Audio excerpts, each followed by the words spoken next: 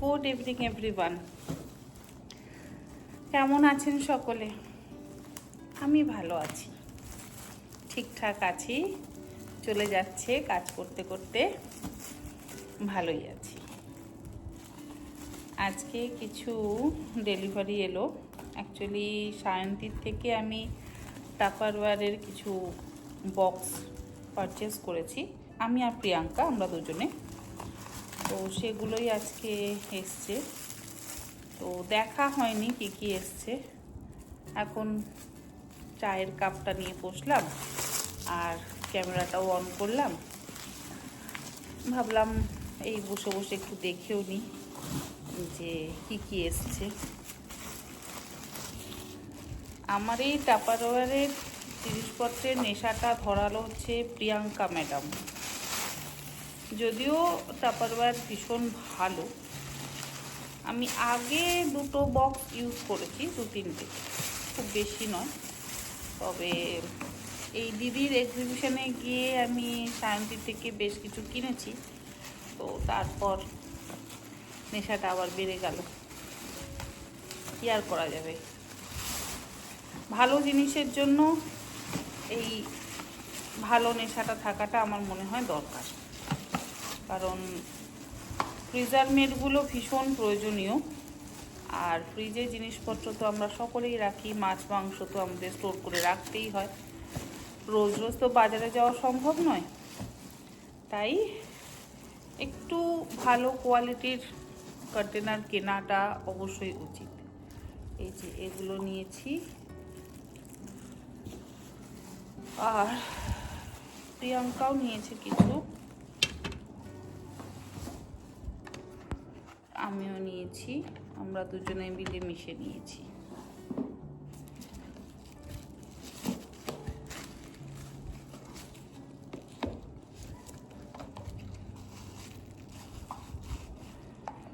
আর এটা হচ্ছে সায়ন্তীর তরফ থেকে আমার জন্য একটা ছোট্ট গিফট, ভীষণ কিউট।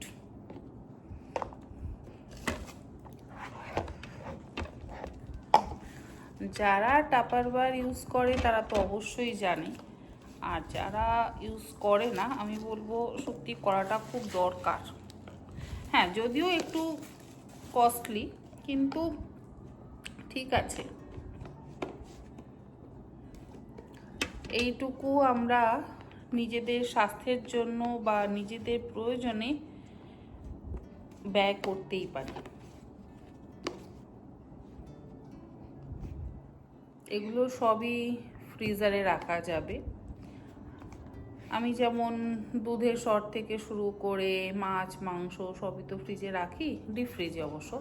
অনেক সময় কোনো সবজি টবজিও রেখে দিই স্টোর করেই, যেমন আমাদের গ্রিন পিস, মটরশুঁটি আমি স্টোর করে রাখি, তো এগুলোর মধ্যেও কিন্তু স্টোর করে রাখা যাবে। তো এই কন্টেনার কয়েকটা নিয়েছি, এগুলো মনে হয় 1.5 লিটারের। আর এটা নিয়েছি 3টে নয়, আমার 2টো প্রিয়াঙ্কার, একটা আমার। এরকম পাতলা পাতলা স্লিক, বেশ ভালো। এগুলোর মধ্যে বেশ অনেকটা মাছ টাছ ধরে যাবে।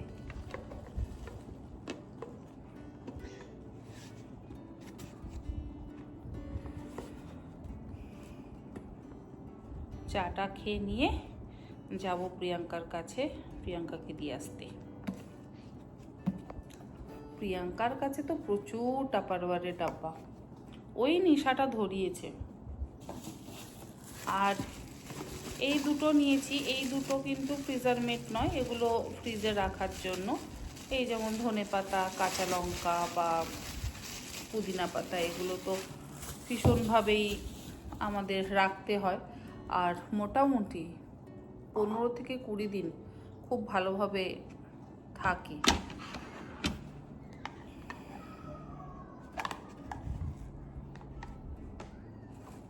দুটো দুরকম কালার, এই রে না, দুটো দুরকম কালার হচ্ছে।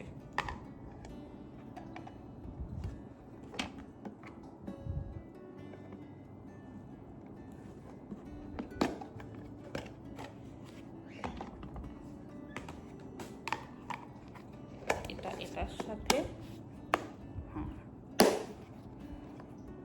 এটা একটা আর এটা একটা, একটু লাইটই।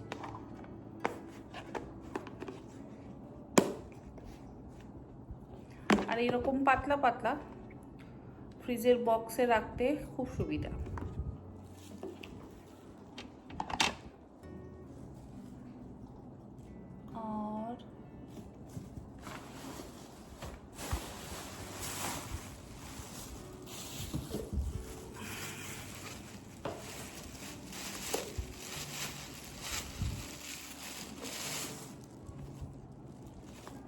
আর এই যে এই অল্প, এটা ওই 500 ml এর মনে হয়, এরকম কিছু। আমি অত মাপটাপ জানি না, ভুলভাল হতে পারে, তাই অত অ্যাকিউরেট বলছি না।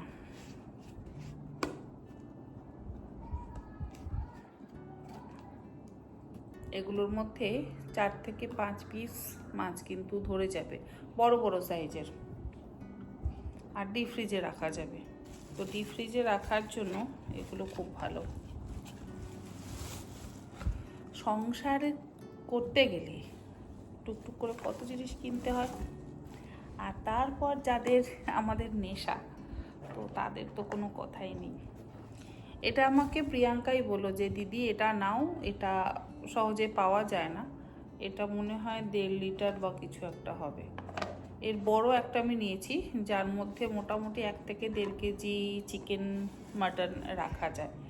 এগুলোর মধ্যে যেমন ইলিশ মাছ হোক, পমফ্রেট মাছ হোক, সেগুলো রাখা যাবে।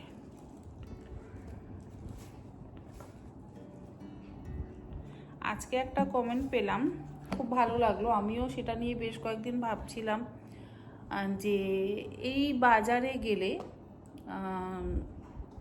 সবজিগুলো কোনটা ভালো কোনটা খারাপ সেটা কিভাবে চিনব, এটা জানাতে বলেছে। আমি অবশ্যই চেষ্টা করবো। এই রে, চাটা একটু বেশিক্ষণ ধরে ভিজে গেল, চা পাতাটা।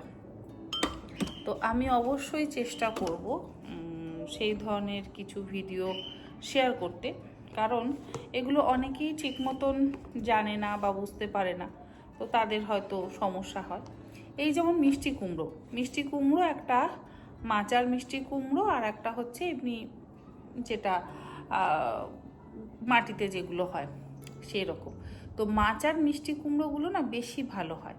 আর মাচার মিষ্টি কুমড়োর গায়ে কিন্তু একটা সবুজ দাগ থাকে, আর নর্মাল যে মিষ্টি কুমড়ো সেগুলো দেখতে খুব লাল হয়। অবশ্যই সেগুলোও ভালো হয়, কিন্তু সেগুলো একটু ওই কড়াইতে দিলেই কেমন যেন সাথে সাথে গলে যায়, নয়তো গলে না, মানে কেমন যেন একটু হয়ে যায়। কিন্তু মাচার যে মিষ্টি কুমড়োগুলো হয় সেগুলো খেতে খুব ভালো হয়, ভীষণ স্বাদ, বেশ সুন্দর মিষ্টি। আর তরকারি বানাই বা ভর্তা বানাই বা যা কিছু করি না কেন, বেশ সুন্দর রঙও হয়, আর তার সাথে একটা গোটা গোটা ভাবও থাকে। যদি কোনো পাতলা ঝোল টোল করি তাহলে সেই কুমড়োগুলো অত ঘাঁটা ঘাঁটা হয়ে যায় না, কুমড়োগুলো একটু গোটা গোটা থাকে কিন্তু সুন্দর সেদ্ধ হয়। আর নর্মাল যে কুমড়োগুলো আছে না সেগুলো একটুতেই নরম হয়ে যায়, যেগুলো আর কি ওই মাটিতে হয়, তো সেইগুলো। আর মাচার যেগুলো হয় সেগুলো খুব ভালো হয়। বেগুন, বেগুনের মধ্যেও অনেক পার্থক্য আছে। তারপর হচ্ছে এই পটল, সবুজ যে ডিপ সবুজ যে পটলগুলো, সেই ডিপ সবুজ পটলগুলোর মধ্যে বীজটা খুব বেশি থাকে। আর হালকা সবুজ এবং সরু সরু যে পটলগুলো হয় না, সেই পটলগুলো কচি হয়। আমার হাজব্যান্ড একদম পটল খেতে পছন্দ করে না, কিন্তু ওই সবুজ পটলগুলো, মানে হালকা সবুজ পটলগুলো যদি আমি নিয়ে আসি, সেগুলো যদি রান্না করি তাহলে সেগুলো খেয়ে নেয়। ওই যেগুলোর মধ্যে বেশি বীজ থাকে সেই পটলগুলো আমার হাজব্যান্ড একদম খায় না। তো আমি চেষ্টা করব ওই ওই রকম বাজার সংক্রান্ত, মাছ সংক্রান্ত ভিডিও শেয়ার করবার। এগুলো খুব ভালো হয়েছে।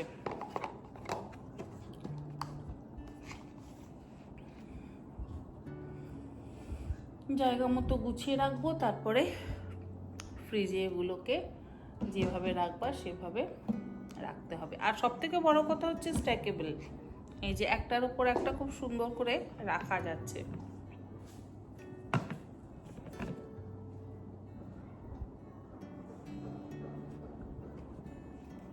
আর এর মধ্যেও একটু রসুন বেটে বা আদা বেটে কিন্তু রাখা যাবে।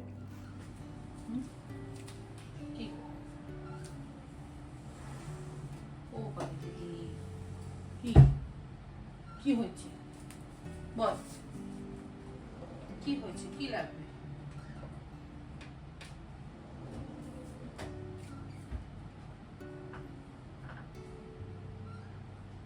খেতে এসছো তো তুমি? হ্যাঁ, তুমি আমার সঙ্গে খেতে এসছো তো আমার কাছে? বলো, একটু তো কাজে হেল্প করা নেই তোমার? যে হ্যাঁ, মার এত কষ্ট হচ্ছে, মা একা একা এত কাজ করছে, আমি একটু মাকে কাজে হেল্প করি, তা তো তোমার নেই।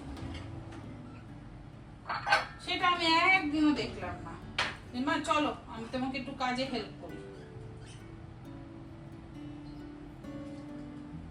শুদ্ধ বসে বসে খাবো, তাই তো?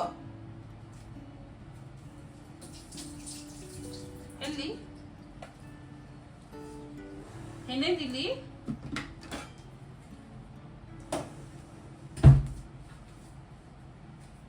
তার খাঁচায় বেশিক্ষণ থাকতে না ভালো লাগে না। সে অধীর আগ্রহে বসে আছে যে কখন আমাকে বের করবে। অনেকক্ষণ থেকে চিৎকার চেঁচামেচি করছে যে কখন বের করবে, কখন বের করবে, তাই তো?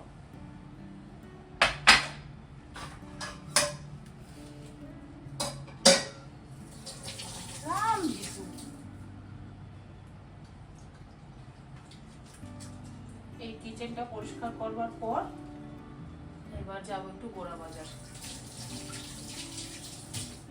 আর এবার আপনাদের সুখবরটা দিই, 25 দিন পর আজকে আমার পিয়া ম্যাডাম দেখা দিয়েছেন। এখন তিনি সুস্থ, আজ থেকেই তিনি কাজে জয়েন করেছেন। আর সেই আনন্দে আনন্দে আমি আজকে কুকিং চ্যানেলের জন্য 3টে ভিডিও শুট করে নিয়েছি। যে বাবা, আমি অনেকটা নিশ্চিন্ত হয়েছি, অনেকটা মুক্তি পেয়েছি ঘর মোছা বাসন বাজার থেকে। আমি আজকে একটু অন্য কাজগুলো সারি বলে আজকে আমি একটু অন্য কাজ সেরেছি। এখন এই কিচেনটা ক্লিন করব। যেহেতু 3টে শুট করেছি তাই কিচেনটা তো একটু ছড়িয়েই গেছে, তো সে যাবে, এখন গুছিয়ে নেব, হয়ে যাবে। তারপর যাব গোড়া বাজার। আসলে বোনলেস চিকেনটা শেষ হয়ে গেছে, তো ছেলের জন্য একটু বোনলেস চিকেন আনতে যাব। ও তো আস্তে আস্তে রাত্রির 12টা, 12:30, 1টা হয়ে যায়। তো আমি কি করি, সেই সময় হয় ওকে একটু পাস্তা বানিয়ে দিই, মানে পাস্তাটাকে হাফ বয়েল করে রেখে দিই, আর চিকেনটাকেও আলাদা করে একটু কুক করে রেখে দিই। ও এলে তারপর দুটো একসাথে করে গরম করে ওকে দিয়ে দিই। তা না হলে হয়তো একটু রুটি করে দিই। আটা যেমন এখানে আটা মাখা আছে, রুটি করে দেবো দুটো, আর একটু ওই ভুনা চিকেন মতন বানিয়ে দেবো। এইরকম টুকটাক করে আমি ওকে করে দিই। তো যেহেতু আমার বোনলেস চিকেনটা শেষ হয়ে গেছে, সেই জন্য একটু বোনলেস চিকেনটা আনতে চাই। আর মোটামুটি পিয়া কাজে আসছে মানে আমার অনেকটা শান্তি। সেদিনকে লাস্ট ব্লগে, হ্যাঁ, আমি যখন বলেছি যে আসছে না, এসে খুব স্বাভাবিক যে আমি রোজই এই গল্পই করছি আপনাদের সঙ্গে যে আমার হেল্পিং হ্যান্ড আসছে না, আমার কাজ করতে হচ্ছে, একা একা সব কাজ করছি। তো এই গল্পই যে করছি আপনার সঙ্গে, তো তাতে একজন কমেন্ট করেছে যে দূর, অন্য হেল্পিং হ্যান্ড রেখে নিন না। কে বারণ করেছে অন্য হেল্পিং হ্যান্ড রাখতে? তো একদম ঠিক, রাখা তো অবশ্যই যায়, কেউ আমাকে বারণ করেনি, বারণ করেছে আমার বিবেক। এই যে 25 দিন পর ও এলো সুস্থ হয়ে, তারপর আমি যদি এর মাঝে কোনো নতুন লোক রেখে নিতাম তাহলে ওর কাজটা যেত। যে আমার বাড়িতে এত বছর ধরে কাজ করছে, আমার কোনো অধিকার নেই যে সে অসুস্থ হলে তাকে এইভাবে কাজ থেকে ছাড়িয়ে দেওয়া। আমরাও তো অসুস্থ হই, আমাদেরও তো শরীর খারাপ হয়। যারা অফিসে চাকরি করে তারাও তো ছুটি নেয়। তো তাদেরকে ছাড়িয়ে দিয়ে যদি নতুন লোক নিয়ে নেওয়া হয় তাহলে তাদের কেমন লাগবে? তো ঠিক সেই রকমই আমাদের বাড়িতে আসে কাজ করতে। তো আমি যদি তাদেরকে ছাড়িয়ে, মানে তাকে ছাড়িয়ে অন্য কাউকে রাখি, তাহলে কি সেটা ঠিক ন্যায় হবে, যুক্তিযুক্ত হবে? তা তো হবে না, না? হ্যাঁ, কয়েকদিন আমার অবশ্যই কষ্ট হয়েছে, তো সেই কষ্টটাকে মানিয়ে নিয়ে আমাদেরকে চলতেই হবে।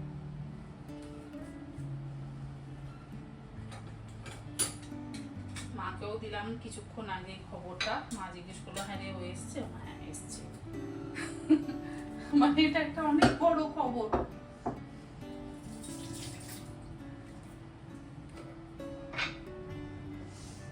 এই কিচেনটা গোছাতেই আমার বেশ অনেকক্ষণ সময় লেগে যায়। কি লাগবে বলো? কি লাগবে তোমার বলো? বলো, একটা হামি দাও। দাও। দিবি না? একটাও হামি দিবি না?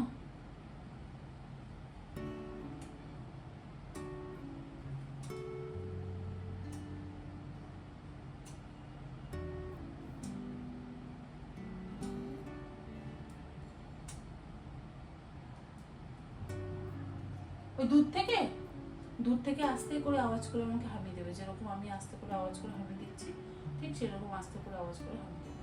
ওই দূর থেকে একটু কাছ থেকে হামি দাও, সবাই দেখো তুমি কেমন আমাকে ভালোবাসো, কেমন আমাকে আদর করো, কেমন আমাকে হামি দাও, সবাই দেখুক একটু। কিন্তু ভালো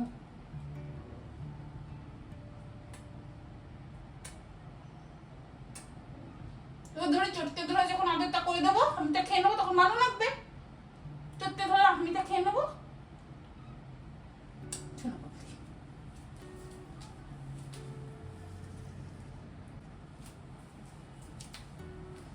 সোনা পাগলি, সোনা পাগলি।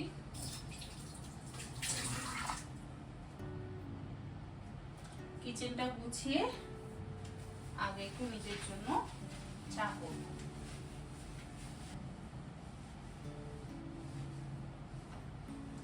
তুমিও খাবে চা? কি গো? ও ম্যাডাম,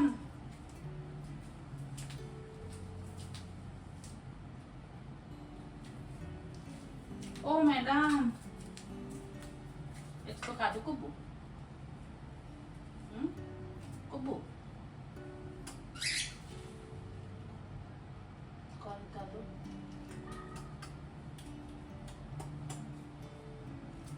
ঘন্টা পাখি হচ্ছে চুপচাপ আমার কাঁধে বসে থাকবে, আমি কি করছি না করছি দেখবে। যদিও ছেলে নেই, সেই জন্যই আমার কাঁধে এসে বসে আছে। দাদা থাকলে তখন কিন্তু কেউ আমার কাছে থাকে না, সব দাদার কাছে গিয়ে ভর করে। আসলে আমি একটু চটকাই বেশি, সব কটাকে চটকাই, তার জন্য খুব বিরক্ত হয়।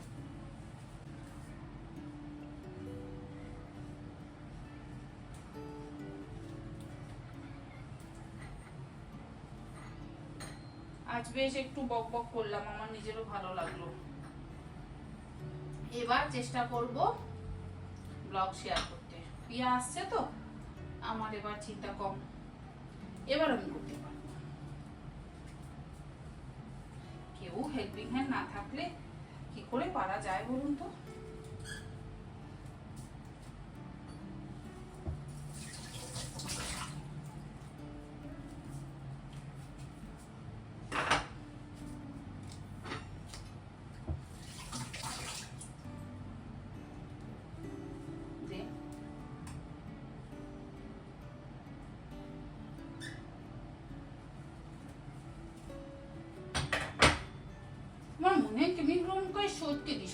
চটকে দিই আমার পাগড়িটাকে আমি চটকে দিই।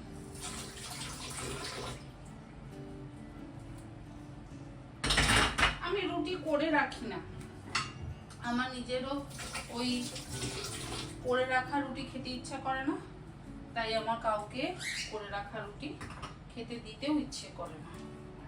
আমার মনে হয় ও যখন আসবে তখন আমি ওকে দেব ফ্রেশ ফ্রেশ একদম গরম গরম রুটি হোক বা যা কিছু হোক সেটা করে। ভাতের ব্যাপারটা আলাদা, তো সেটাই খাবে। আমি আটা মেখে রাখি কিন্তু করে রাখি না।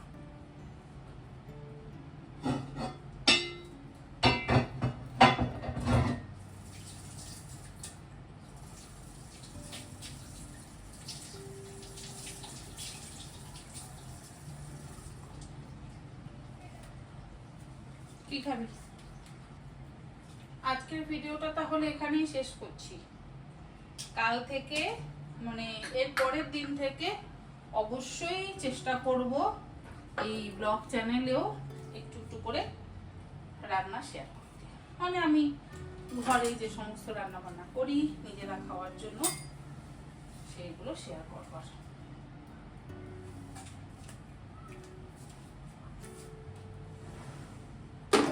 এই জায়গার জিনিস জায়গায় রাখতেই আমার অনেক সময় লেগে যায়, অনেক।